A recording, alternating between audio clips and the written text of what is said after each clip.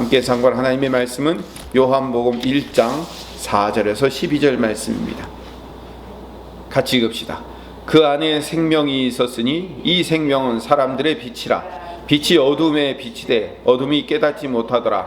하나님께로부터 보내심을 받은 사람이 있으니 그의 이름은 요한이라. 그가 증언하러 왔으니 곧 빛에 대하여 증언하고 모든 사람이 자기로 말미암아 믿게 하려 함이라.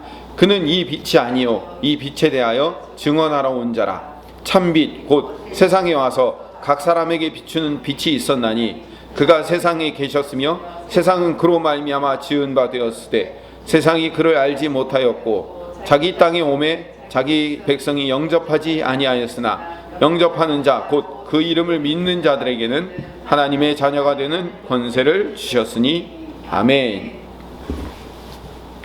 오늘 이 요한복음 1장의 배경이 되는 본문이 어디냐면 이사야서 60장 말씀입니다. 이사야서 60장의 말씀이 실현되고 완성된 곳이 요한복음 1장인 거죠.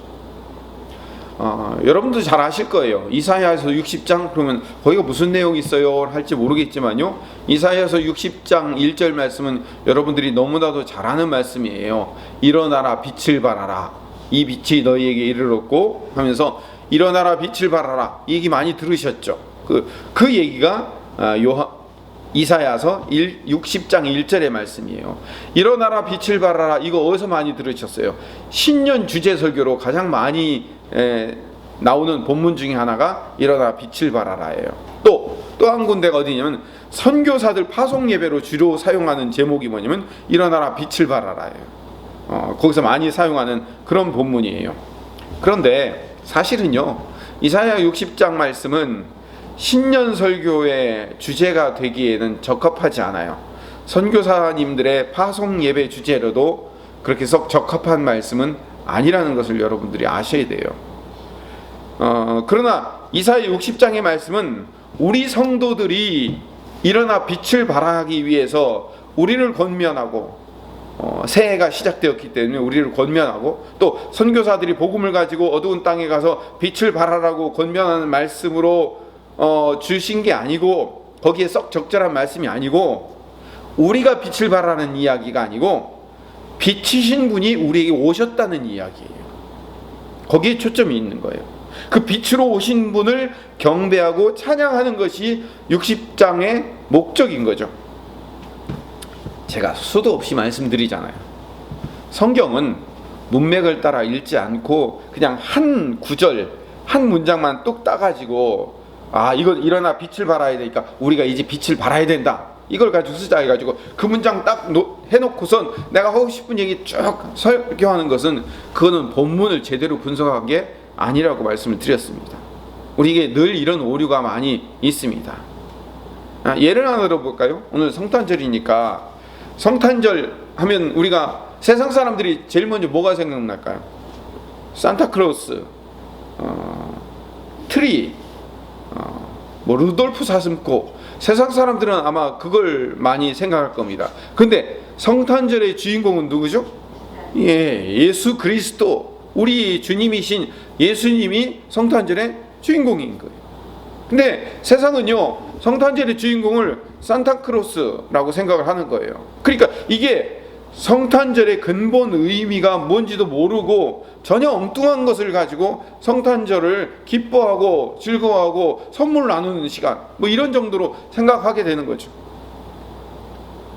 심지어는 그 세상 사람들이 알고 있는 그 성탄절에 산타클로스도 빨간 그 옷을 입고요, 산타복을 입고 뚱뚱한 백인 할아버지가 수염 이만큼 기르고선 루돌프 사슴을 타고, 그리고 마차를 타고 굴뚝으로 내려와서 빨간 양말 안에다가 선물 넣고 가는 그런 사람으로 생각하는데, 지금 우리가 알고 있는 그 산타클로스의 이미지는 누가 만들었는지 아십니까? 코카콜라 회사에서 만들었어요. 우리가 생각하는 거와 전혀 달라요. 산타클로스는 누구냐면요, AD 280년경, 그러니까 예수님이 죽으시고 부활하시 승천하신 다음에 약 280년이니까 거의 300년이 다 돼가는 그때 지금의 터키 지역, 그 지금의 터키 지역은 누가 살고 있었냐면 아랍 민족이 살고 있었지 않아요. 이 280년 전에는 280년 AD 280년에는 아람 민족이 살고 있지 않고 거기에 돌궐족이 살고 있었어요. 그럼 돌궐족이 어딜까요? 돌궐. 우리하고 비슷한 사람들이에요. 우리하고 피가 비슷한 사람들이 돌궐족이 거기에 살고 있었어요. 그러니까 산타클로스의 이 성 니콜라스는요 돌궐족이었기 때문에 누구처럼 생겼을까요? 저처럼 하면 생겼을 수 있어요. 왜? 우리 사람이니까. 부자였던 모양이에요. 자기가 가지고 있던 전 재산, 상속받은 전 재산을 가난한 사람들한테 다 나눠주고, 그리고 일생을 가난한 사람들을 도우면서 살다가 죽었어요. 그래서 이 성 니콜라스를 성인으로 추대했어요. 그래서 12월 6일 날이 성 니콜라스의 기일이 되었어요. 그를 기리면서 이 성 니콜라스가 어린아이들에게 쿠키와 사탕을 구워서 나눠주고 한 것들을, 그걸 기념하기 위해서 사람들이 전부 다 쿠키와 사탕을 받기 위해서 신발을 바깥에 내놓고 이웃 주민들이 그 쿠키와 사탕을 이웃 사람들에게 나눠주고 성 니콜라스를 본받는 행동을 하면서 이것이 전파가 되기 시작한 거예요. 어디서 전파됐냐면 이 이야기가 네덜란드에서 전파가 되기 시작했어요. 왜냐하면 네덜란드의 성인으로 추대되었기 때문에. 그러니까 터키 사람이 어느 날 네덜란드의 성인으로 추대가 된 거예요. 근데 이 네덜란드 사람들이 신대륙으로 넘어갔어요. 그래가지고 미국이라는 신대륙으로 넘어가서 거기서 세인트 닉을 전파하고 12월 6일 날 그 사탕 받고 쿠키 받는 것을 기념하는 것이 온 네덜란드 사람뿐만 아니라 신대륙에 있는 사람들에게 그 소문과 풍습이 퍼져나가기 시작했어요. 그런데 원래 이름은 성 니콜라스, 이 성이라는 것은 성인을 붙일 때 세인트 니콜라스 이렇게 하는데, 이 세인트 니콜라스의 네덜란드어가 어떻게 되냐면 신터클라스라고 불러요. 근데 이 신터클라스가 나중에 신대륙으로 넘어와가지고 그 미국 사람들한테는 산타클로스로 변형이 돼버린 거예요. 그래서 성 니콜라스가 산타클로스라는 말로 바뀌게 된 거예요.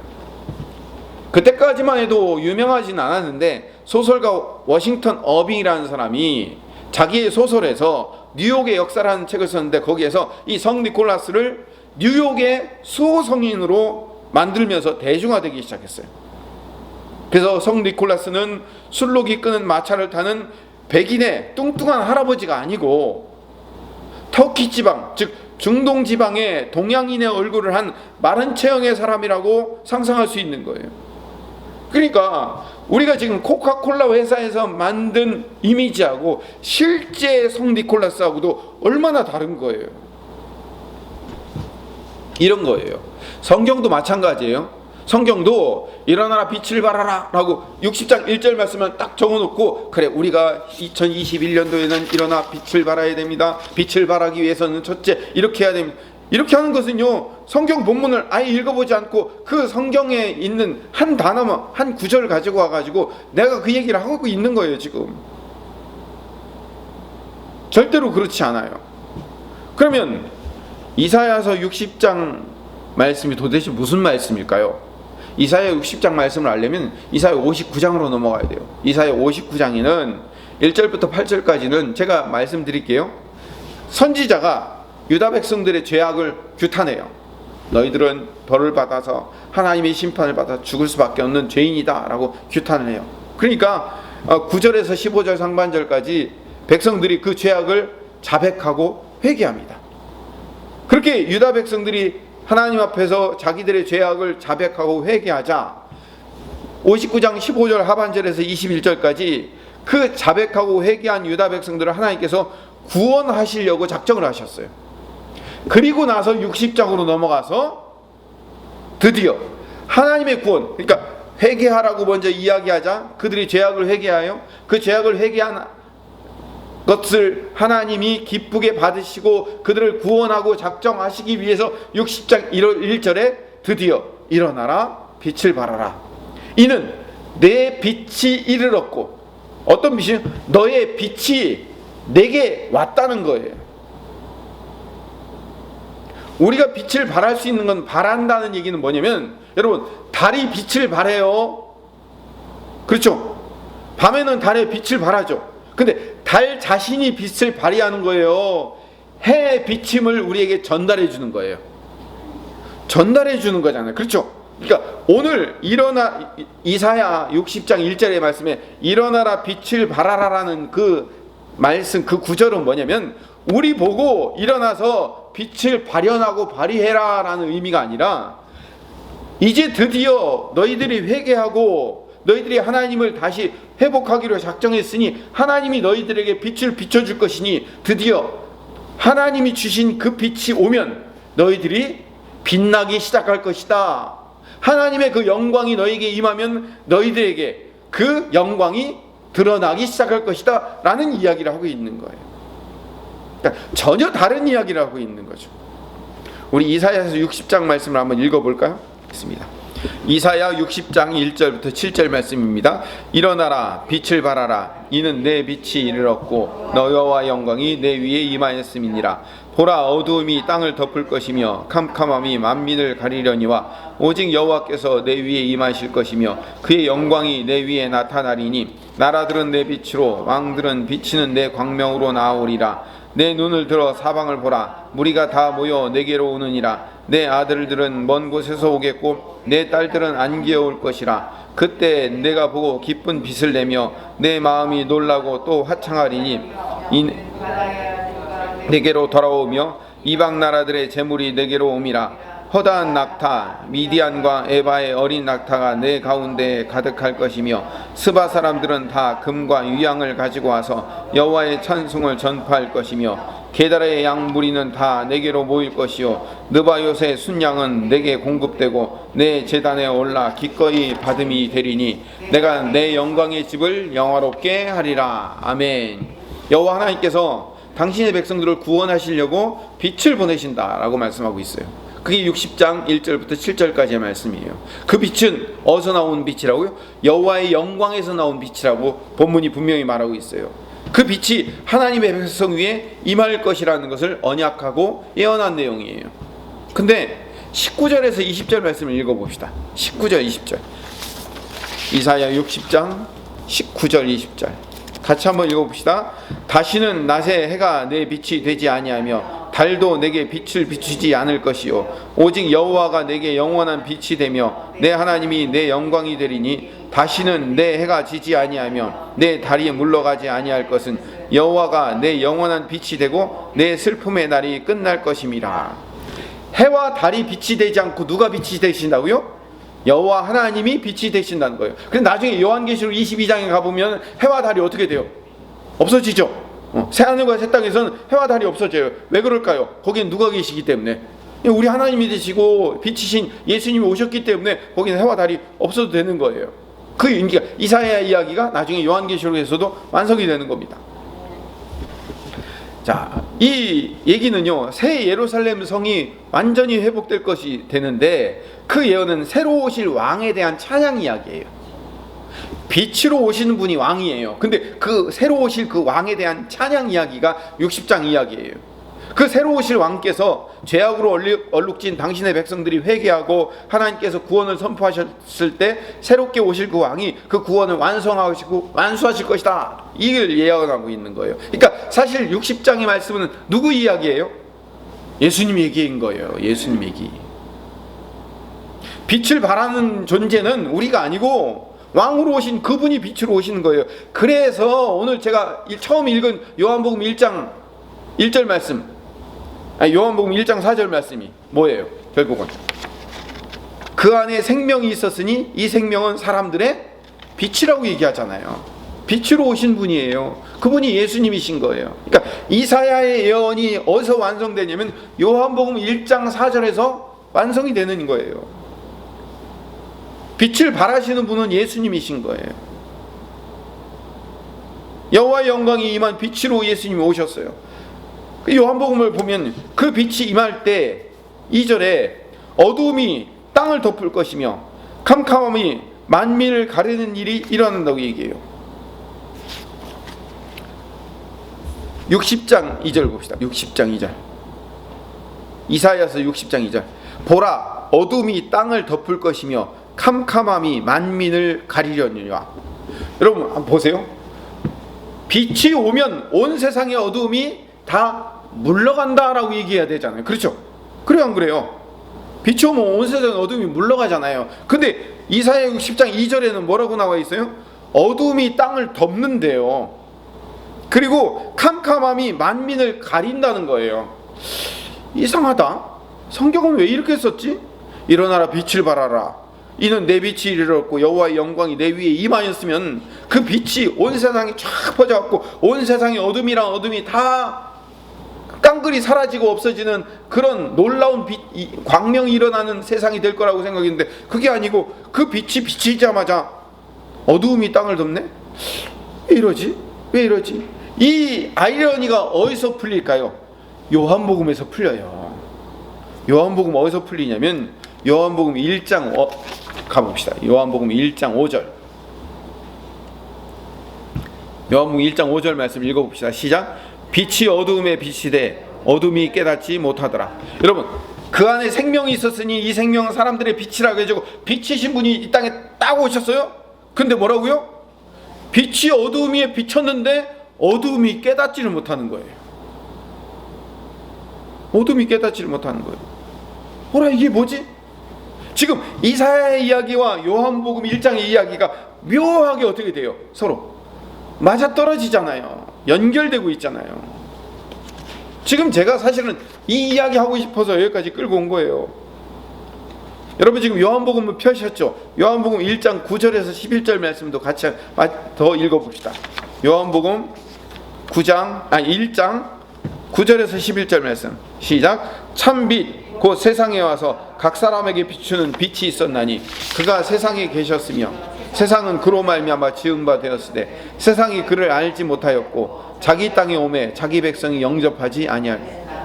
아니, 빛이 오면 온 세상이 밝게 빛나야 되고 빛이 오면 온 세상에 그 빛을 다 영접해서 그 빛을 드러내고 일어나라 빛을 발하라, 그 빛을 전달하는 통로가 되어야 되는데 온 세상이 그를 알지 못한다는 거예요. 온 세상이 어둠으로 덮여 있다는 거예요. 자기 땅에 왔는데 자기 백성들이 심지어 영접하지를 않더라는 거예요. 그러니까 결국은 이사야 60장 2절 말씀, 보라 어두움이 땅을 덮을 것이며 캄캄함이 만민을 가리려니와의 예언이 초림하신 예수님에 의해서 성취되고 완성되고 있는 것을 보여주고 있는 거예요. 또 빛으로 오신 분은 또 다른 말로 별로 오신 분으로도 성취됩니다. 빛으로 오신 분은 별로 오신 분으로 성취돼요. 별로 오시는 이야기가 어디에 등장합니까? 마태복음에 등장하죠. 동방박사가 뭘 따라와요?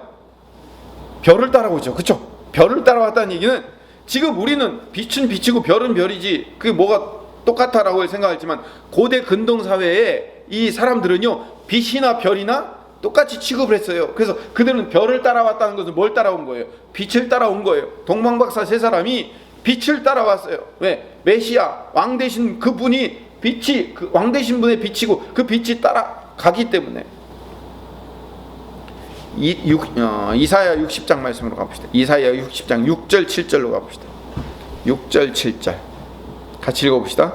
허다한 낙타 미디안과 에바의 어린 낙타가 내 가운데 가득할 것이며 스바 사람들은 다 금과 유향을 가지고 와서 여호와의 찬송을 전파할 것이며 게달의 양무리는 다 내게로 모일 것이요 느바봇의 순양은 다 내게 공급되고 내 제단에 올라 기꺼이 받음이 되리니 내가 내 영광의 집을 영화롭게 하리라.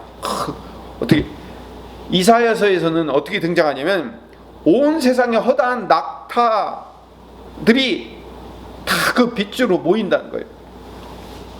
그리고 그 스바 사람들이 금과 유향을 가지고 와서 그 빛으로 오신 그 왕을 찬양하고 경배하기 위해서 잘 모여드는 것, 온 세상에서. 근데 이것이 어디서 성취된다고요? 동방박사 세 사람이 빛을 따라와서 그 동방박사 세 사람이 그 아기 예수님께, 빛으로 오신 아기 예수님께 뭘 드려요? 황금과 유향과 모량을 드리죠. 근데 그 동방박사가 뭘 타고 와요? 마태복음에 뭐라고 나와요? 낙타를 타고 온다고 나오잖아요. 낙타를 타고 와서 황금과 유향과 모략을 드리고, 자 보세요. 빛을 따라와서 낙타를 타고 와서 황금과 유향과 모략을 드림으로 다 성취하고 있는 거예요. 지금 또 60장 7절에 보면 게달의 양물이 그리고 느바솥의 순양이 다 공급되고 모든 양이란 양들이 다 모인다고 그랬어요. 근데 여러분 누가복음에 보면, 마태복음에는 동방박사 세 사람 얘기가 나와요. 근데 누가복음에는 누구 얘기가 나와요? 목자들이 양떼를 데리고 소식을 듣고, 천사들로 소식을 듣고 그 양떼를 데리고 어떻게 돼요? 그 아기 예수님을 향해서 와서 목자들이 경배하잖아요.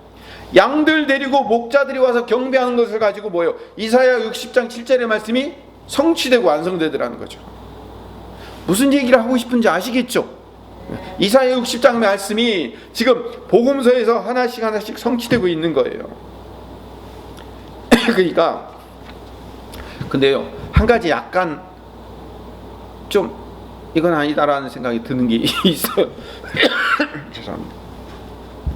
이사야서를 읽을 때는 뭔가 엄청난 사역이, 온 세상에 양이란 양은 다 모이고, 온 세상에 낙타란 다 모이고, 온 세상에 금과 유향과 보물들을 다 갖고 모인다라는 그런 의미로 이사야서에 나와 있는데, 막상 복음서에서는 뚜껑을 여니까 어떻게 됐다고요? 별 따라서 딱 세 사람이 황금 유향 모래양 가지고 왔어요. 목자들이 양떼 데리고 와가지고 그 근처에 있는 목자들이 와가지고 예수님을 경배해요. 이거는 뭔가 약간 좀 섭섭하고, 이 온 인류의 구원자가 오셨는데 뭔가 좀 섭섭하게 그런 거 아닌가라는 생각이 들 때가 있죠.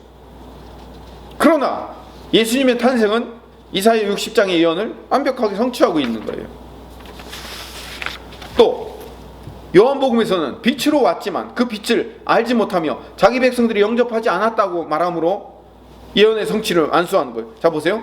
마태복음에서는 동방박사 세 사람의 경배로, 누가복음에서는 목자들의 방문으로, 요한복음에서는 빛으로 왔지만 그 빛을 자기 백성들이 알지 못한다는 것. 이걸로 요 이사야 60장의 말씀을 하나씩 완성하고 있더라는 거죠. 오늘 말씀을 정리하겠습니다. 이사야의 거창하고 거대한 예언이 복음서에서는 왜 이렇게 초라하게 이루어질까요? 예수님의 공생의 사역을 공관복음에서 쭉 나열하는 것을 읽어보면 약간 그런 느낌이 들어요.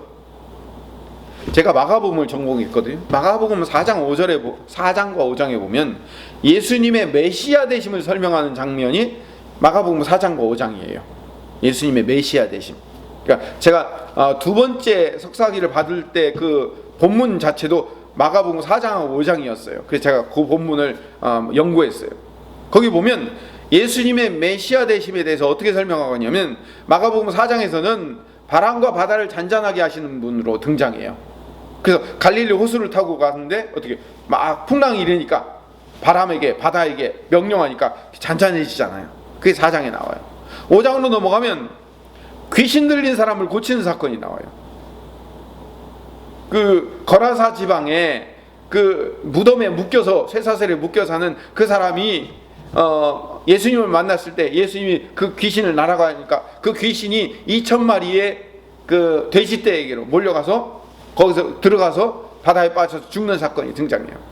5장 후반부에 가면 죽은 회당장 야이로의 딸이 달리다고 하니까 일어나는 사건이 등장해요. 이 세 사건의 연속이 뭐냐면 메시아이신 분의 메시아됨을 보여주고 있어요. 바람과 바다를 잔잔하게, 그 갈릴리 호수에서 풍랑이 일었을 때 그것을 잔잔하게 하는 기적이 뭐냐면 자연계를 통치하고 다스리는 창조자의 면모를 보여주시는 거예요. 거라사 지방의 무덤에 사는 귀신 들린 자의 귀신을 돼지떼에게 쫓아내는 사건은 악한 영적 세력과의 싸움에서 승리하는 이야기를 하고 있어요.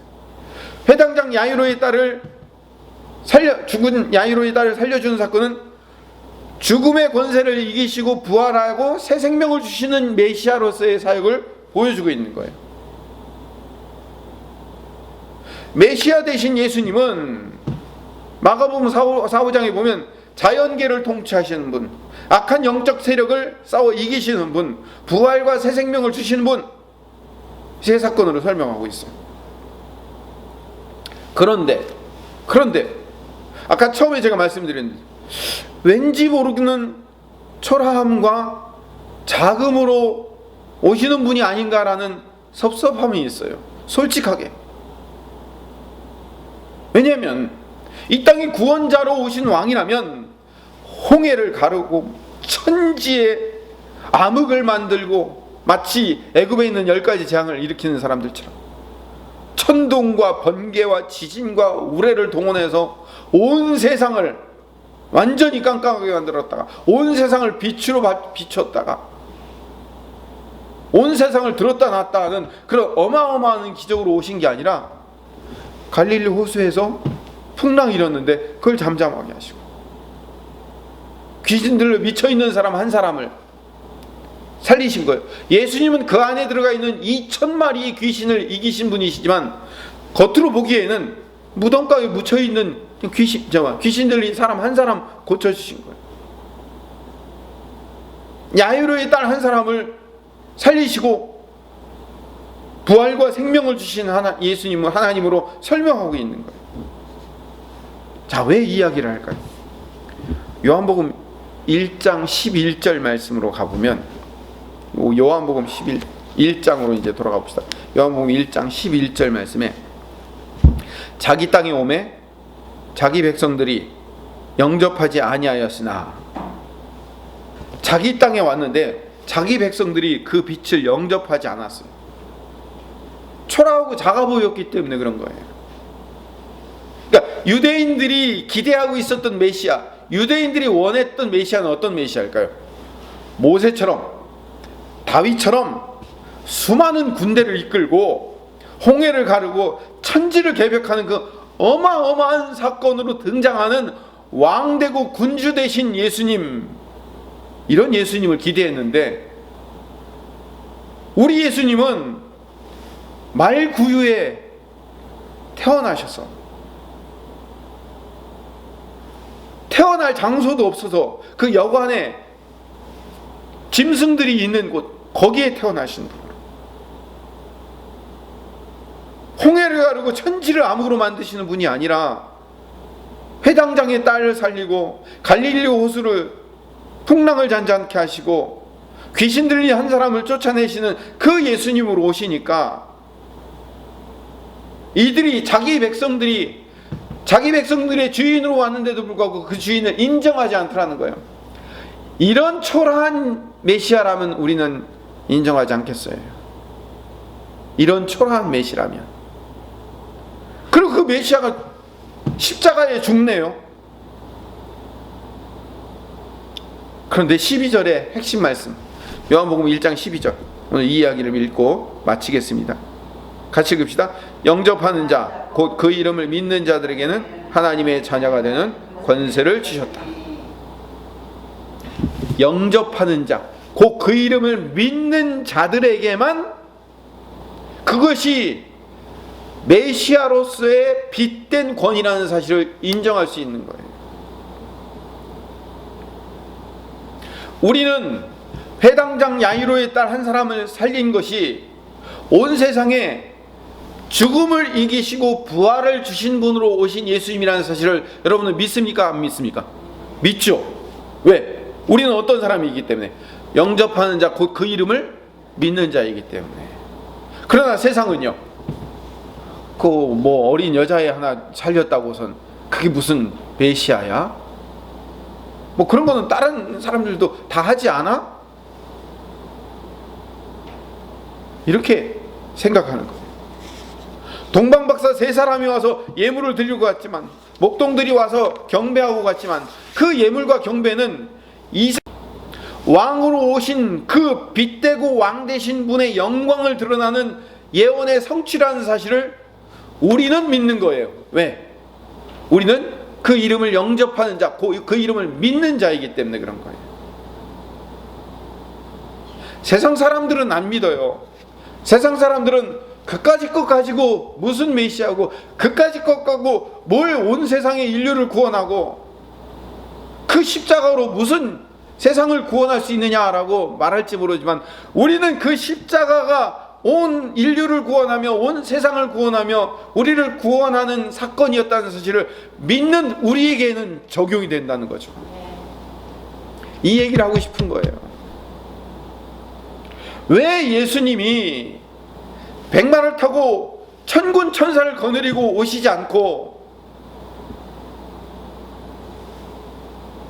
한 처녀의 몸에서 여관도 없어서 그 초라한 짐승들이 밥 먹는 그 공간 안에 짐승의 구유에 누워 처음 오셨을까요? 누가복음 18장 8절이 그 대답을 해주고 있습니다. 내가 너희에게 이르노니 속히 그 원한을 풀어주리라. 그러나 인자가 올 때 세상에서 믿음을 보겠느냐 하시니라. 우리의 믿음을 보고 계시는 거예요. 세상은 그 일로 말미암아 그 예수님을 메시아로 인정하지 않아요. 그러나 우리는 인정하는 사람들이에요. 우리에는 뭐가 있기 때문에? 믿음이 있기 때문에. 주님은 우리의 믿음을 요구하고 계시는 거예요. 이 땅에 하나님의 백성들에게 가장 필요하고 요구되는 것은 성도들의 믿음인 줄로 믿습니다. 세상 사람들은 그깟 것이 뭐 그리 대단하고 그런 것이 무슨 세상을 구원하냐고 생각하겠지만, 우리는 창조주 하나님의 도우심이며 구원자 예수님의 절대적인 은혜이며 성령님의 기가 막힌 간섭이심을 믿고 있는 거예요.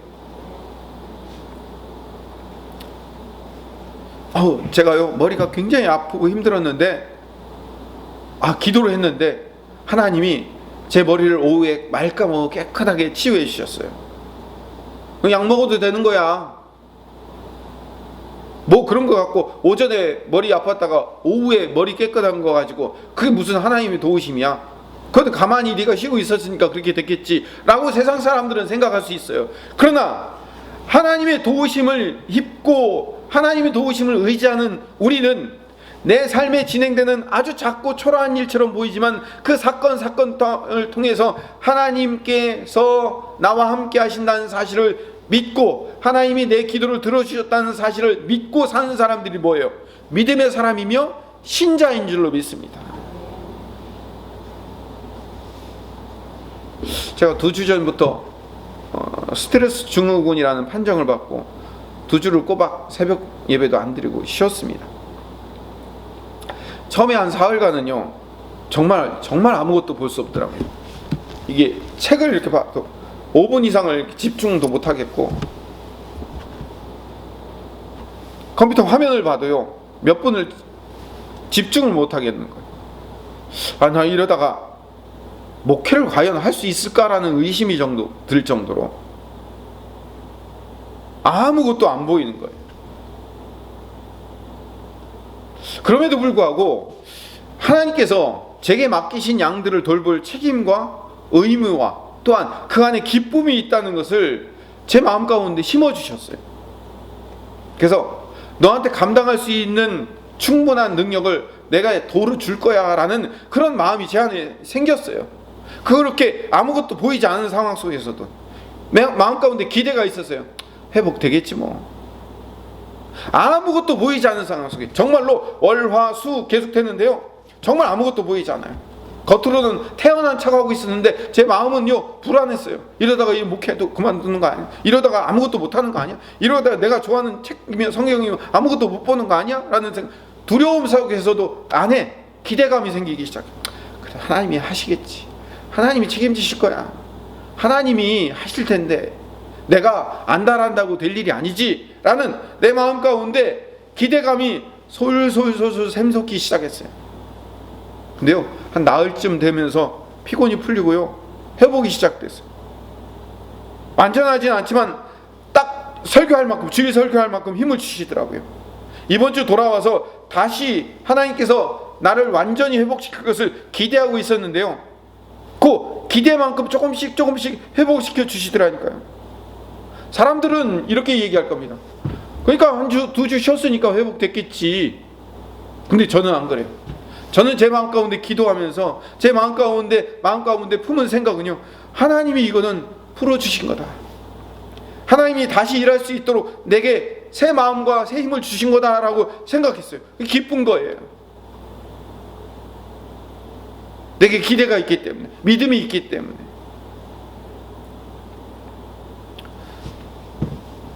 오늘 예수님이 2000년 전에 오셨습니다. 베들레헴 땅에 여관도 자리가 없어서 짐승에 사는 구유에 누이셨지만 그분이 구원자이시며 창조주이시며 그분이 온 인류의 구세주로 우리에게 오셨다는 사실을 믿는 믿음의 사람 되시기를 간절히 소망합니다. 또한 그분의 영이신 성령님이 늘 우리 안에 계셔서 우리 아주 작고 사소한 부분부터 시작해서 우리 인생의 모든 부분들을 책임지시고 인도하시고 간섭하시고 이끌어 주시며 우리에게 기대와 소망을 주신다는 사실을 믿고 있는 것, 그게 믿음의 사람이라는 사실을 깨닫는 신자, 성도의 삶을 살아가는 주의 백성 되시기를 간절히 소망합니다. 기도하겠습니다. 사랑이 많으신 하나님, 성탄절 이 아침에 함께 모여 예배할 수 있도록 우리에게 이런 시간과 장소와 기회를 허락하심을 감사드립니다.